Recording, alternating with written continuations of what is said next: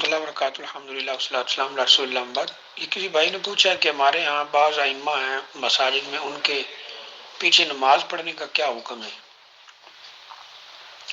دیکھیے، اس سوال کا میں نے بہت دفعہ جواب دے دیا ہوا ہے کہ کوئی بھی ایسا شخص جو اللہ تعالیٰ کے ساتھ واضح طور پر شرک کرتا ہو، یعنی دوسرے لفظوں میں شرک اکبر میں مبتلا ہو، یا وہ اللہ تعالیٰ کے ساتھ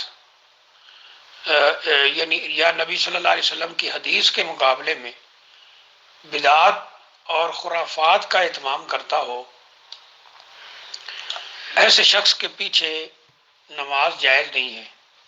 یعنی جو اللہ تعالیٰ کے ساتھ شرک کرے یا رسول اللہ صلی اللہ علیہ وآلہ وسلم کی سنت کے مقابلے میں بدعات اور خرافات کا اہتمام کرے تو اس کے پیچھے نماز نہیں پڑھنی چاہیے۔ میں نے اس کا بہت دفعہ جواب دے دیا ہوا ہے۔